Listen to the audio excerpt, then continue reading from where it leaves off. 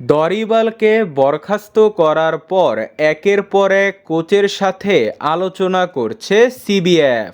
তবে সবার আকর্ষণ ও কেন্দ্রবিন্দুতে আছেন রিয়ালের কার্লো আনচেলত্তি। চূড়ান্ত না হলেও আনচেলত্তির সাথে মোটামুটি কথা পাকা করে ফেলেছে সেলেসাওরা। তবে আনচেলত্তি একা কাজ করতে চান না, কাজ করতে চান নিজের পুরানো সতীর্থকে নিয়ে।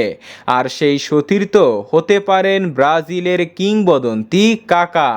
তবে শুধু কাকা নন, আলোচনায় আছেন ব্রাজিলের আরও দুই কিংবদন্তি রোনালদো ও রবার্টো কার্লোস।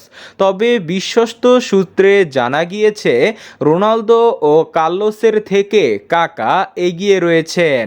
চ্যাম্পিয়ন্স লিগের ব্যর্থতা ও বাজে পারফরমেন্সে মেয়াদের আগেই যে কোনো সময় বেজে যেতে পারে আনচেলত্তির বিদায় ঘণ্টা। তবে তার বিদায়ে সুখবর পাবে ব্রাজিল। রিয়াল তাকে ছেড়ে দিলে ইতালিয়ান এই কোচ যাবে ব্রাজিলে। গ্লোবো স্পোর্ট জানিয়েছে আনচেলত্তির সাথে মৌখিক চুক্তি হয়ে গেছে।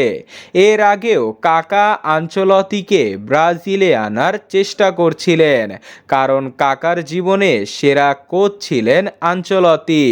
এসি মিলানে থাকাকালীন আনচেলত্তির হাত ধরে চ্যাম্পিয়ন্স লিগ জিতেছিলেন কাকা। কাকার আছে কোচিংয়ের লাইসেন্স, আর আনচেলত্তির আছে অভিজ্ঞতা ও টেকনিক। এই দুজনের হাত ধরে বদলে যাবে ব্রাজিল, কারণ এই মুহূর্তে ব্রাজিলের কোচ হওয়া চাপের বিষয়। আছে সংস্কৃতি ও ভাষাগত দিকের সমস্যা।